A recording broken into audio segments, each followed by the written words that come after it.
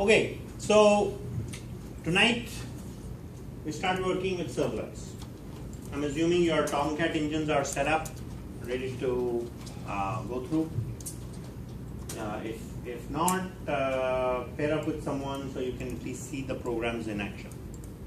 Okay? I'm going to do a little refresher on servlet concepts. We have a client and server. Client is the browser. Server is the web server. The exchange happens through a URL using get and post methods, using request and response objects. The response is always then HTML. When a web request is sent or an HTTP request is sent by the client to the server, the request and response objects are generated by the browser. Those are received by the web server. So because the response object is created by the server,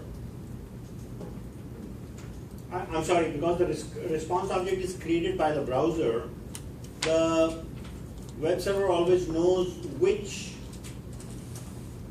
browser session to respond to. So there is no possibility of crisscross. The web server has a ton of documents that it serves based on get and post requests. These are all the different method types that we talked about. We also talked about the different methods, get request and post request. Get request is for reading data, post request is for writing tons of data to the server. We talked about the formatting of the header and body last time. We then started talking about servlets, and servlets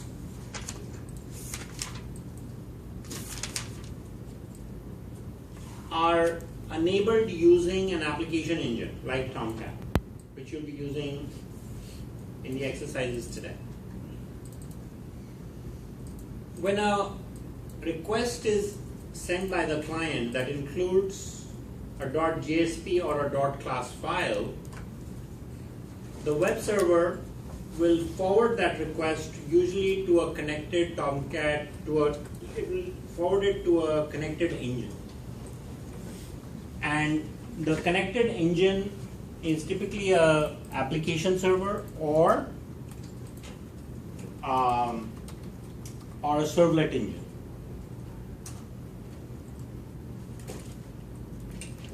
The idea of an app server is, so all the system elements can be taken care of by the application server, so the coder can focus only on programming. What do I mean by that?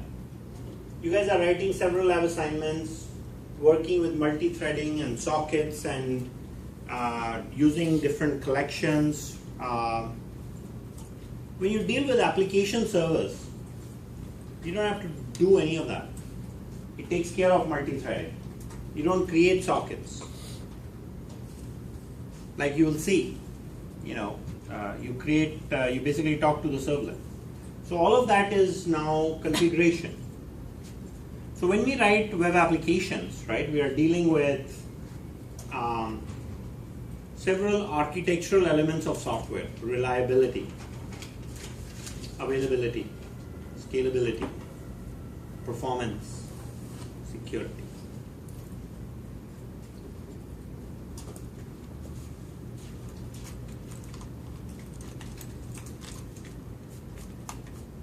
So this is under the preview of RASPS. These are called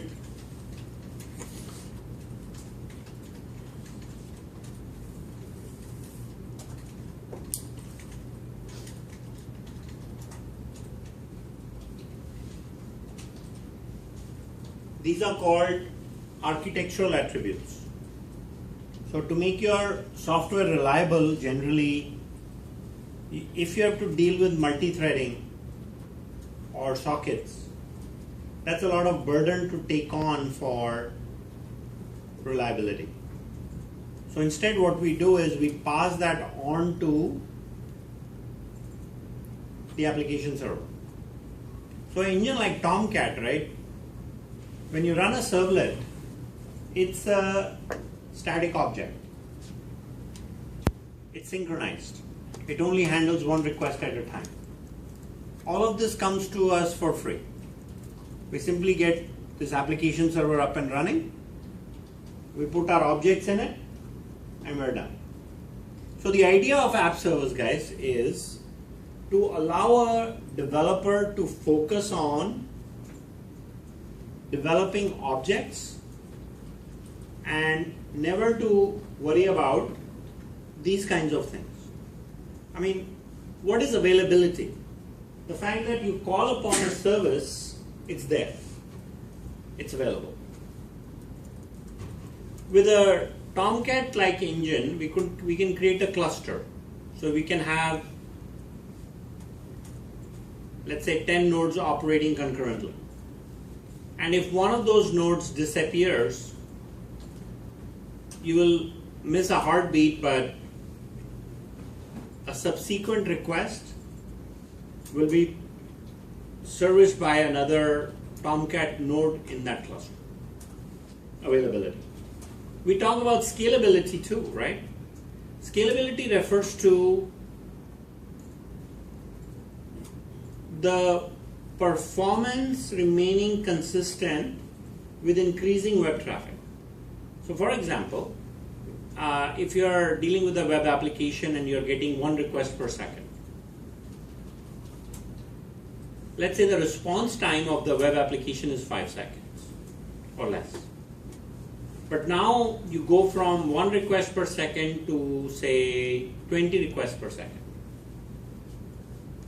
When we talk about a scalable solution, the response time should remain flat. In fact, they say that response time should get better with increased number of requests. Why? Because you've got so many nodes to service the requests, right? You have more lanes, so therefore you can get through faster.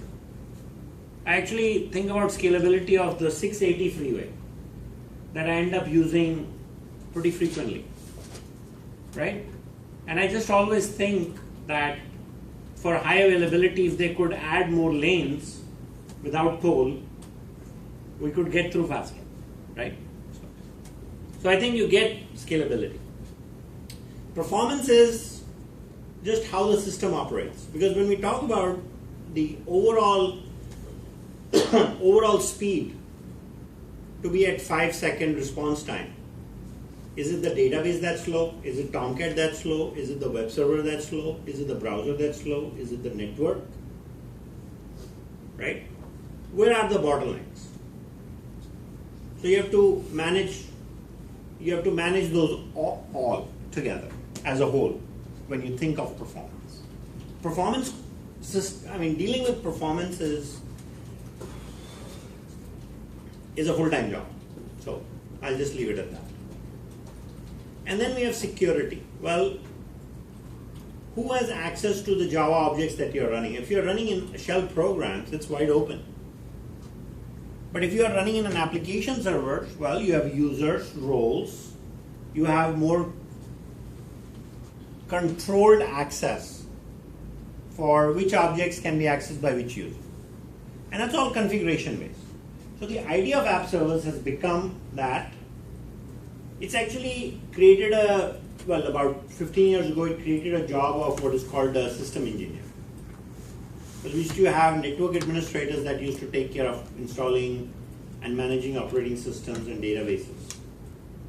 Then came the role of system engineers, and these guys are accountable for installing app servers, configuring the software, right? And that's a full-time job also. But in today's world, anytime you end up using these kind of containers for writing your web applications, what are you doing? Your responsibility of configuration management is there as an ownership of the software data. And therefore, the requirement of some knowledge of how these things are to be done. If you guys are not good with console-oriented operating systems, like maybe Unix, it's probably a good idea to go take a class and learn basic Unix, shell scripting. That's a good investment of your time, and you'll find those classes to be fairly easy actually after this course. So I wanted to talk a little bit about these containers and what they provide, what advantages those things provide. And we are obviously working with Java 2 Enterprise Edition. And there is a reference implementation called Glassfish that is shipped with Java 2 Enterprise Edition. But then there are other containers like WebLogic, WebSphere, JBoss, Tomcat. And these are industry strength enterprise tools that you should get to know, because as a developer you might be putting objects in to be executing in these. Obviously technologies are modernized and there are now more cloud-oriented technologies. So of course if you look at Google's application engine, that is an application engine of this sort in the cloud. And so it will be not too far to maybe take that on during this quarter and maybe deploy our Unit 6 on Google's App Engine and learn that. It's not hard, right?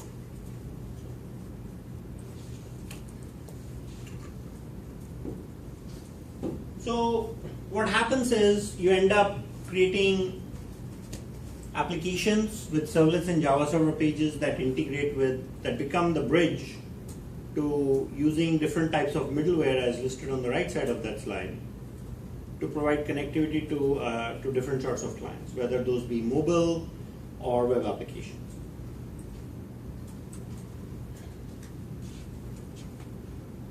We talked about CGI, we talked about servlet and web container. The architecture of the servlet container is somewhat important for your reference.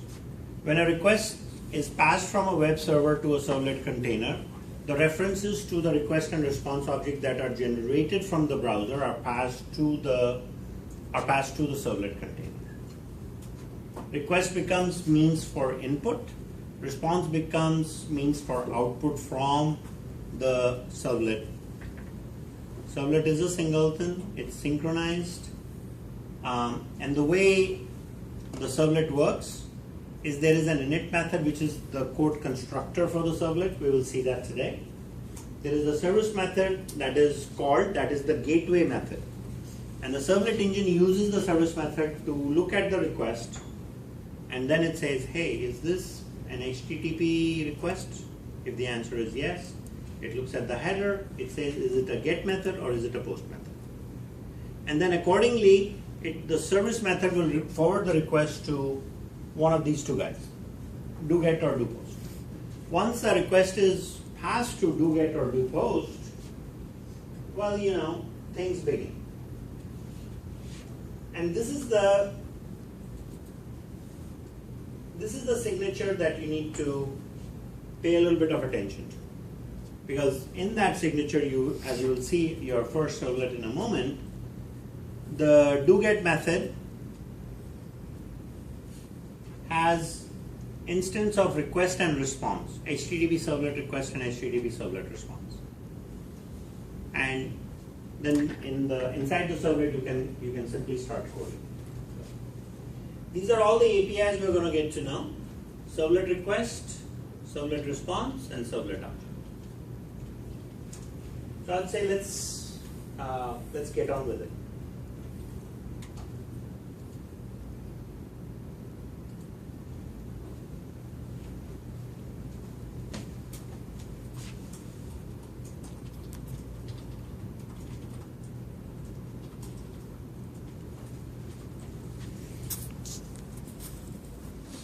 Okay, so we will continue.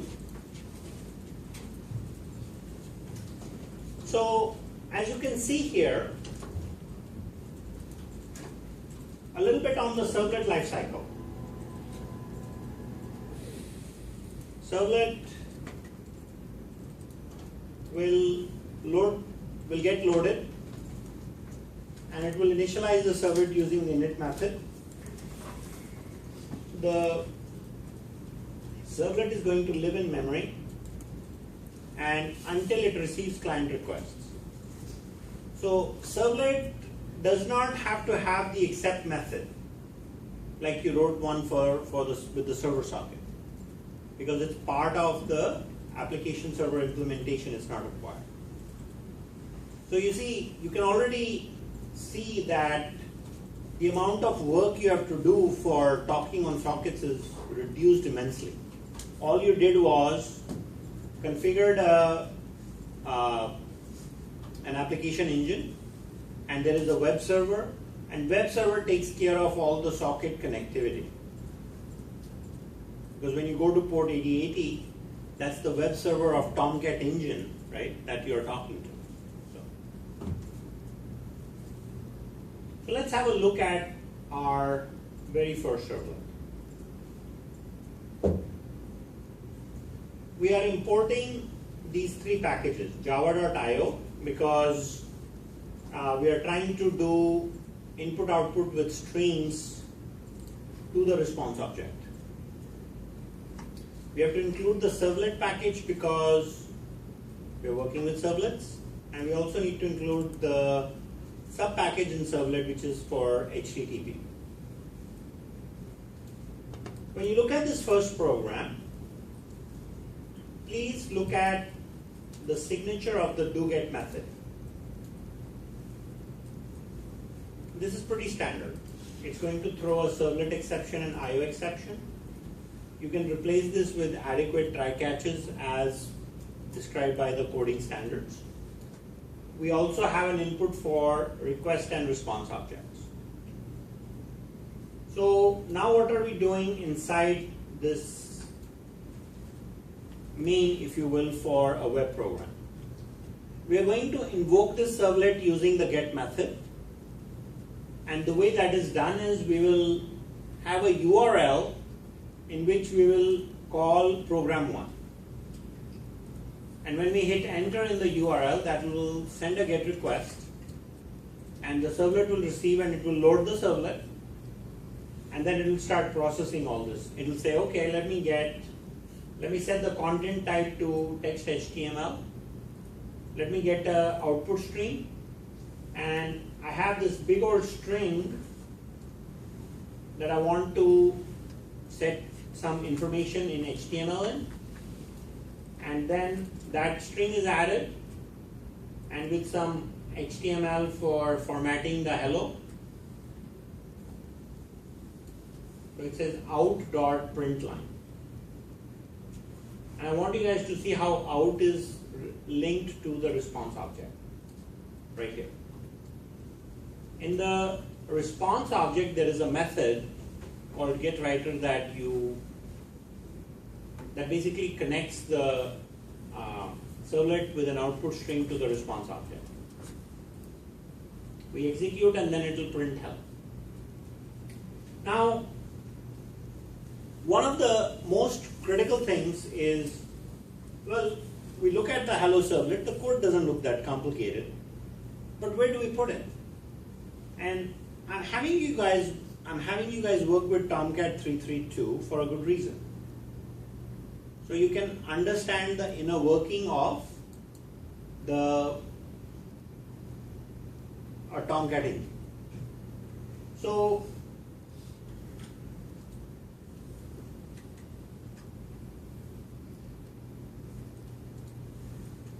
I want to draw your attention to this slide. So inside Tomcat engine are a bunch of directories that are material for your reference. And one of those is the web-inf directory. So you'll have your application, the name of the application in our case is called examples. So we are going to use /examples /webinf/classes. This is a directory name that you're going to have to get very conversant with because you're going to be using it every day. And then there are other places where the code is kept. So what I want to do is take you guys into the Tomcat directory structure and point you to some of these directories and files in real time.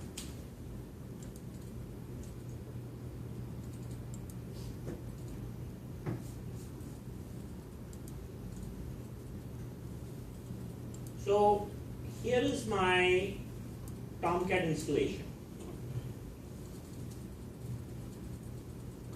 And I have a directory called web apps, examples, and then I have all these directories.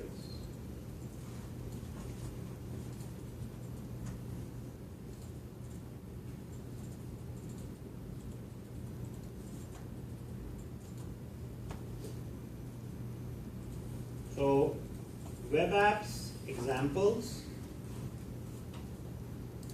webinf, and classes.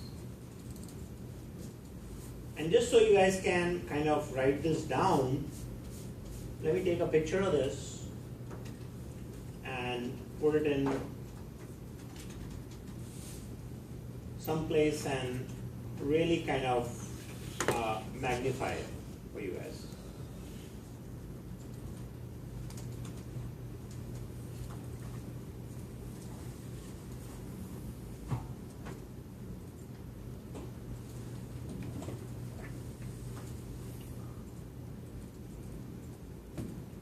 If you will, this is probably the thing for you guys to know. Okay? I know that is now visible to you, and I'm interested in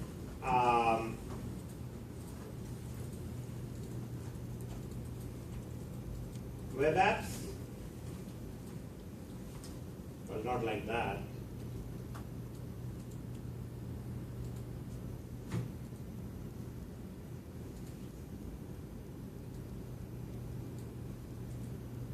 So there we go. So web apps, examples, webinf, and classes. So this is so what is examples? When you installed Tomcat, it went ahead and it installed some default applications. You probably saw like it was expanding some of the web archive files, or they're called the .war files. Those were examples applications.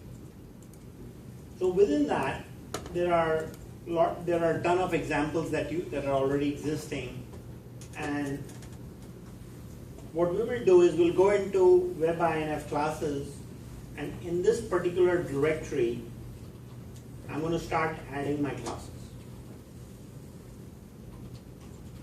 And then I'm going to use a link to run the program. So let me go ahead and do that. So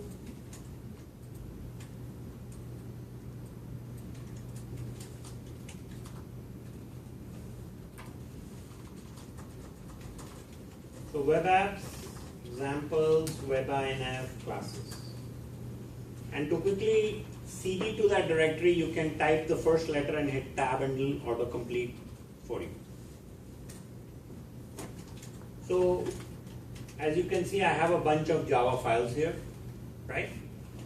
So I'm going to go ahead and create program1.java, and I'm going to copy and paste this particular code here.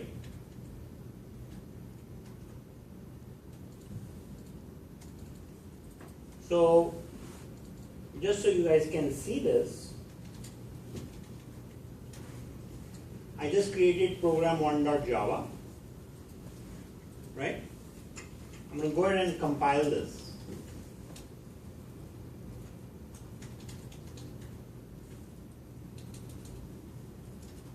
And there it is. Now if I try to say this, obviously things are going to fail because there is no main. Right? We have just written a web application that's going to run in a browser. So now the question comes, I've got a file in the examples folder, how do I access it in the browser?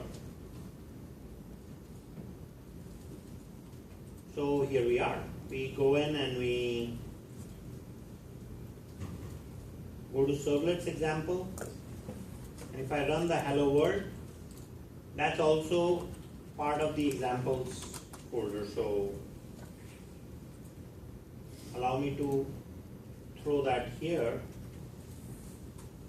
So see, that is the for the folder structure that we just went through. Web apps, web INF classes, this whole structure. Web apps example, web INF classes. This is the URL that's to be used every time. So again, I'll increase that in size so you guys can write that down. And then whatever follows is usually your file name. So I'm going to be operating in this directory. I'm going to be dropping classes, I'm going to be running those to show you how servlets work, right? So obviously you want to see the hello world servlet work to complete our hello world ritual. They say it's kind of lucky that when you learn a new technology, you write the hello world program, then you learn it really well. It's just a joke.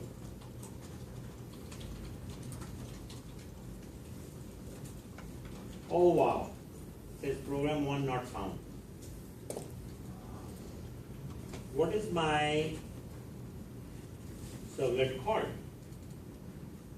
Wasn't it called program1.java and then program1.class?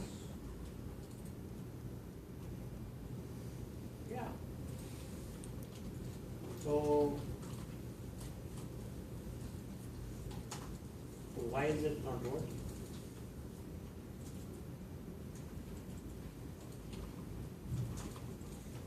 Maybe I did something wrong.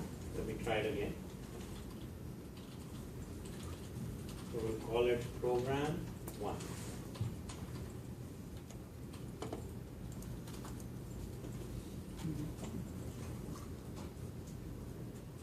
Okay. This is not good, especially when you're being recorded.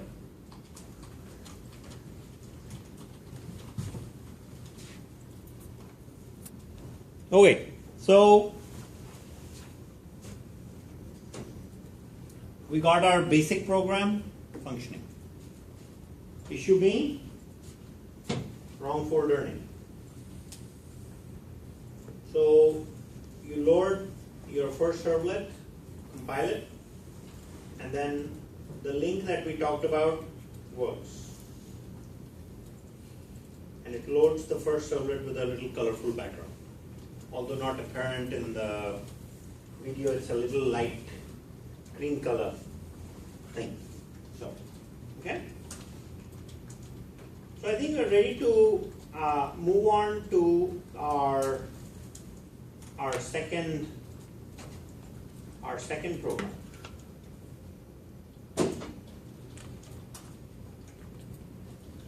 So the next thing we want to look at is a little bit of the details of the servlet request object. So let's take a few minutes on HTTP servlet request. So this guy is the one that is for reading input. If there are cookies in the browser, you'll read it from the request object, HTTP servlet request object.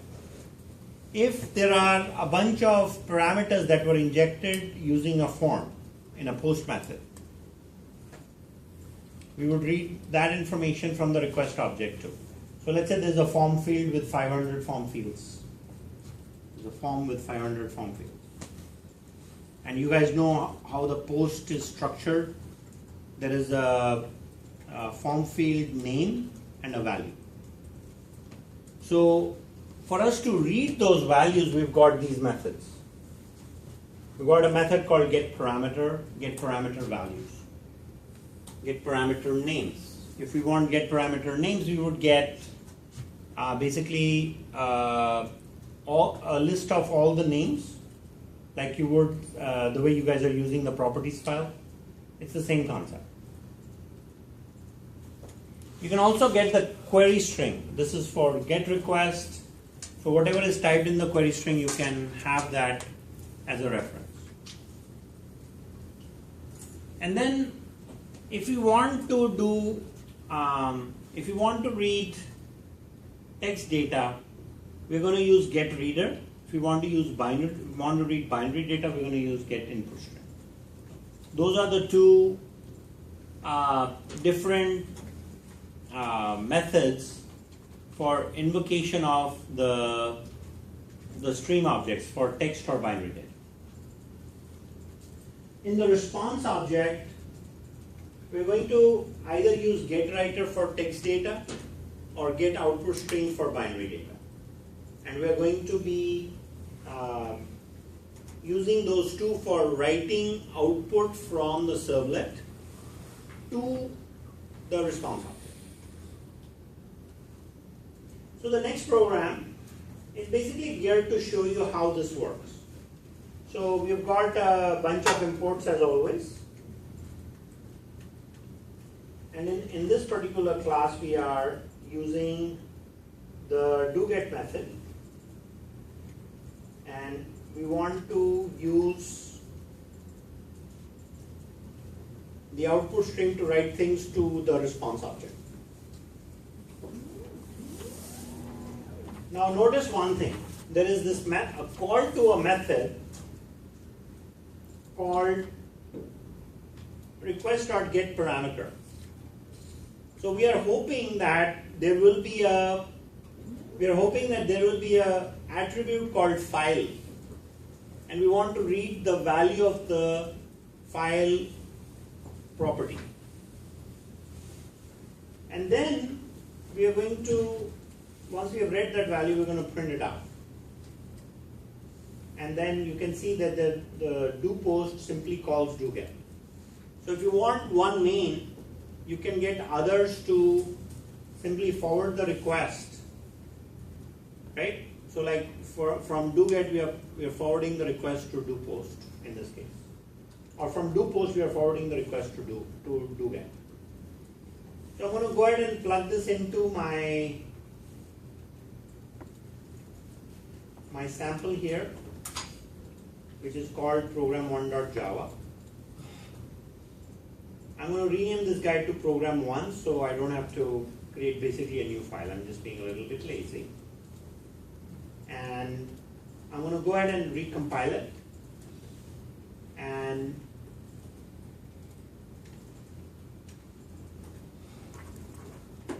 then let's run this program in the browser. So I'm going to refresh the browser. And you can see the new output. It says the file is null, right?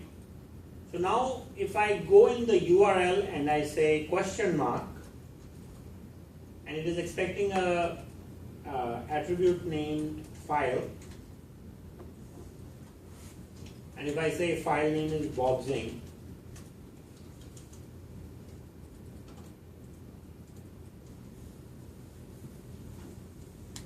it still returns null, because file is lowercase. And when I gave the property name, I gave it uppercase, so it's case sensitive. And as you can see, I just read a value from a form field inside a servlet. Make sense? Are you guys able to run these, some of you? Or no success? Shall I pause and try to assist?